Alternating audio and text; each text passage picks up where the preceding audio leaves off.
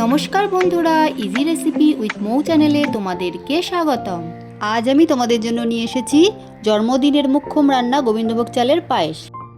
পায়েস বানাতে আমি নিয়েছি দুধ 1 লিটার, 100 গ্রাম গোবিন্দভোগ চাল, 4 চামচ চিনি, 7-8টা বাতাসা, কাজু কিশমিশ অল্প পরিমাণ, আর একটা তেজপাতা, 4টে এলাচ।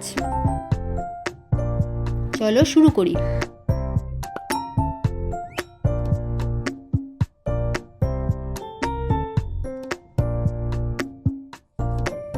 হাঁড়িতে আমি দুধটা ঢেলে নিলাম।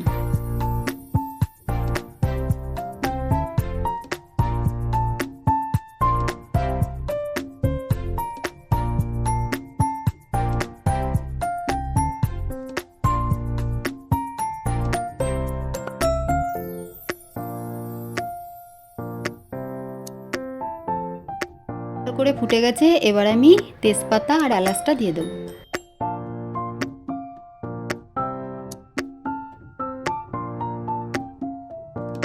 দুধটা একটু ঘন করে জাল দিয়ে নেব। এবারে আমি গোবিন্দভোগ চালটা দিয়ে দেবো। আমি কিন্তু চালটা আগে থেকে ধুয়ে নিয়েছিলাম।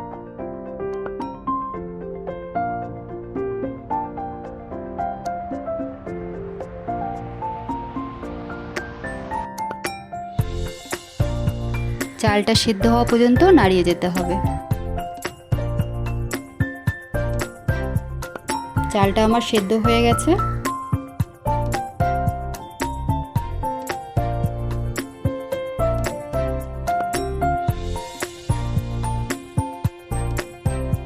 এবারে চিনিটা দিয়ে দেব। মিষ্টিটা তোমাদের স্বাদ অনুযায়ী দিও।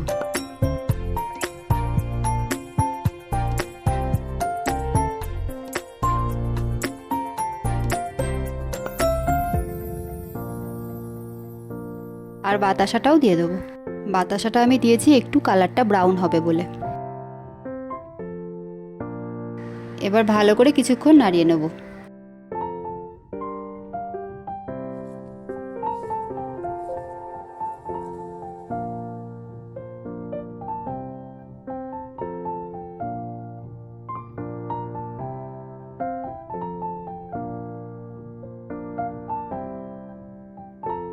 ওপর থেকে কাজু কিশমিশগুলো ছড়িয়ে দেব।